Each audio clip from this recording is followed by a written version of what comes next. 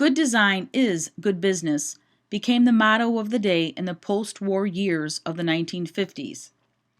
Welcome to Chapter 20, Corporate Identity and Visual Systems, where design was seen as a major way to shape a reputation for quality and reliability. The first phase in the development of post-war visual identification came from the efforts by individual designers who put their own personal imprint on a client's image. Remember Peter Behrens and AEG? Well, the Olivetti Corporation was an Italian typewriter and business machine company whose dual commitment to humanist ideals and technological progress dated from its founding in 1908. Giovanni Pintori was the principal designer, and he worked for Olivetti for over 31 years, putting his personal stamp on all facets of the company's visual program. Look at the designs of Giovanni Pintori in this slide and the next slide, and let me know what was his main strength or ability as a designer. His designs were simplistic and yet fully communicated the high-tech function of the product's industrial design and engineering. He was great at using simple graphic shapes to visualize complex mechanisms and processes, as demonstrated here by both of these posters. What graphic elements is he using to demonstrate the high-tech function of Olivetti's programs? He ended up receiving international recognition for his commitment to design excellence. The next company we're going to talk about is CBS, both their on-air TV division and their radio division. First, we'll start with the radio division. The Columbia Broadcasting System of New York City moved to the front of corporate identity as a result of several men. First one we're going to talk about is William Golden. He was an art director with uncompromising visual standards. The CBS trademark was one of the most successful trademarks of the 20th century. Fine artists were often commissioned to make illustrations for CBS's ads. In this particular example, the Big Push shows his high artistic visual standards. I want you to tell me what was unique about CBS's visual program compared with present-day visual programs. He felt that the designer's primary function is to make sure the message is communicated accurately. In 1945, George Olden was hired to create a graphic design on-air visual department for CBS's new television division. He was the grandson of a slave from North Kentucky and the first African American to achieve prominence as a graphic designer before the Civil Rights Movement. His role in graphic design has been compared to Jackie Robinson's in professional sports. He was commissioned by the U.S. Postal Service to create a stamp for the 100th anniversary of the Emancipation Proclamation. Olden was a major figure in defining the early development of TV broadcast graphics.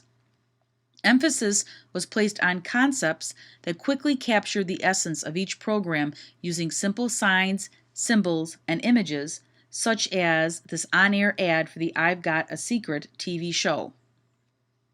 I want you to tell me, what do you think were some of the graphic limitations of the first televisions? Lou Dorfman became the art director for CBS Radio in 1946, and after William Golden's sudden death, Lou Dorfman became the creative director for CBS TV and eventually the design director for the entire corporation.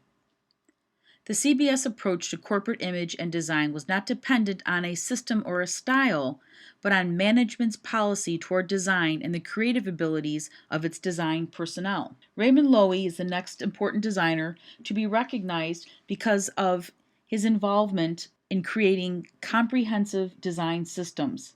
In his designs, form followed function. He was a charismatic and visionary designer who had his fingers in a lot of pies, so to speak, in the design industry. He also initiated a study of his audience, the public, attempting to define their needs and wants. He ended up acknowledging that with the public, there was a point at which unfamiliarity bred undesirability. His designs have truly stood the test of time. During the 50s and 60s, American designers and firms embraced corporate visual identification as a major design genre, and Paul Rand became more and more involved in this area. He created the visual program for international business machines. With the IBM design program, he wanted to express the extremely advanced and up-to-date nature of its products. He wanted to portray a consistency of design quality that would also become a flexible theme. I need you to tell me, what specific qualities did Rand believe a trademark must possess in order to be successful? As an example of this flexibility, Rand designed this poster for an in-house IBM occasion using the rebus principle. In 1959, he redesigned the Westinghouse trademark. He also redesigned the logo for the American Broadcasting Company. He reduced the information to its simplest essence, which became a memorable and unique image. Rand's ABC logo was an homage to what famous design school, and how was this demonstrated in this particular design? Partly due to Paul Rand, the annual report was transformed from a dry financial report to a thing of visual beauty. The 1958 IBM annual report established the standard for this. In this design, advanced technology and organizational efficiency were expressed beautifully. Lester Beale turned to corporate design during the last 2 decades of his career. He did programs for companies such as International Paper Company. He contributed to the development of a firm's corporate identity manual, which was a book with guidelines and standards for implementing its design program. This includes information on how the logo should be used, such as on these packages on the left-hand side, or how signage should be displayed, for instance, on the semi-tractor trailer on the right-hand side. Chermaneff and Giesmar Associates developed more than 100 corporate design programs, including a corporate identification program for Chase Manhattan Bank in 1960. This was a completely abstract visual logo, and consistent use of this mark, color, and typeface built recognition value through visual redundancy. This Chase corporate identity system became a prototype for the banking industry. They also created many other memorable trademarks, such as the Mobil oil trademark. I want you to tell me, what qualities did the principal designers in this firm believe a logo must possess in order to be successful? Saul Bass was another designer who turned to corporate visual identity programs. Here's an example of a trademark his firm did for Minolta cameras in 1980. He also had a philosophy about trademarks. Please tell me, what did Saul Bass believe that a trademark should have in order to be successful? An example of a successful logo is the one that Saul Bass and Associates did for AT&T. After AT&T long-distance telephone network was split from the local Bell system, Bass designed a new trademark to reposition the firm as a global communications company. He showed this by using a computer graphics animation as the identification tag for AT&T. A spinning globe gathers electronic bits of information, then transforms into the AT&T trademark. In 1974, the United States government initiated the Federal Design Improvement Program in response to a growing awareness of graphic design. All aspects of federal design fell under this program. Here's an example of the logo used in the upper right-hand corner of this U.S. Department of Labor Standards Manual. This agency wanted to improve visual communications of government agencies with the citizenry of the United States. Part of this federal program included the Unigrid system for the National Park System. This unified about 350 national park locations through a template for publication and program development. I want you to tell me, what were John Massey's goals for this particular program? Planners realized that a comprehensive design system was necessary for big event and large organizations, and this was especially true for large world events like the Olympics and World Fairs. The 1968 Olympics, held in Mexico, was the first large-scale graphic development project of its kind. It was spearheaded by American Lance Wyman and Englishman Peter Murdoch. The logotype here on the left was the first step. The repeated stripe pattern observed in traditional Mexican art was used to form the letters. This design was extended into a typeface that could be used on all promotional materials. He also developed a set of pictographic symbols for athletic and cultural events. These pictographs were used for stamps, informational posters, maps, film titles, and television spots. Here is an example of the exterior environmental system.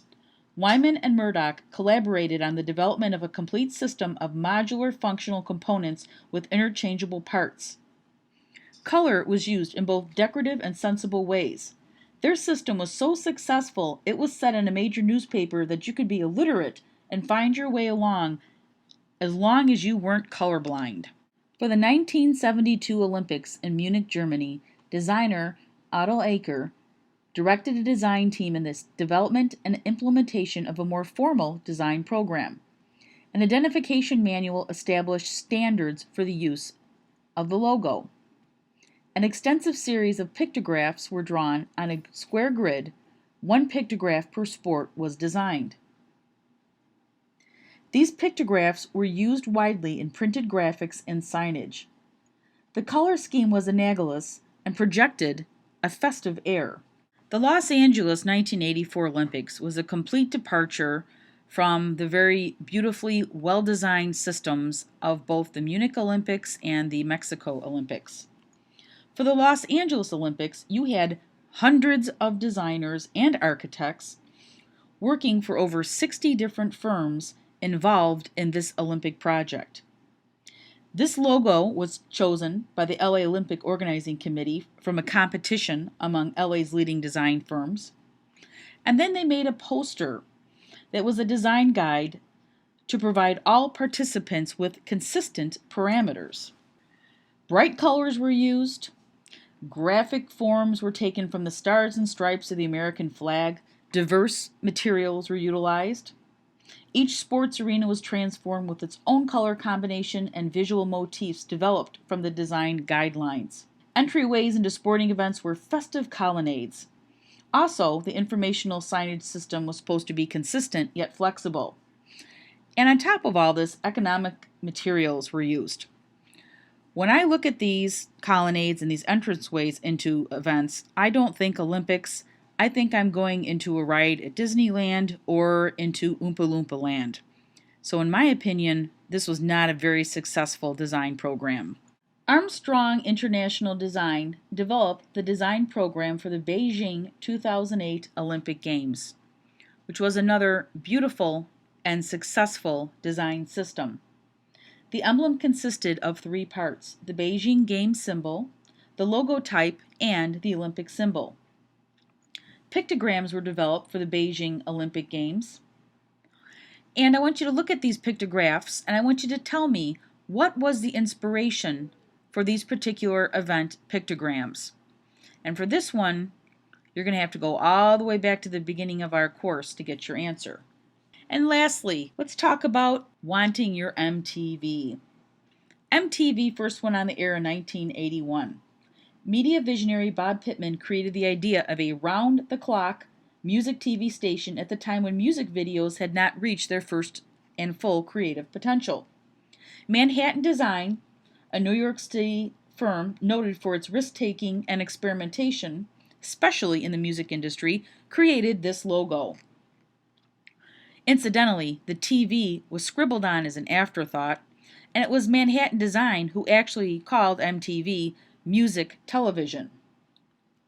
Here are a few variations of the MTV logo.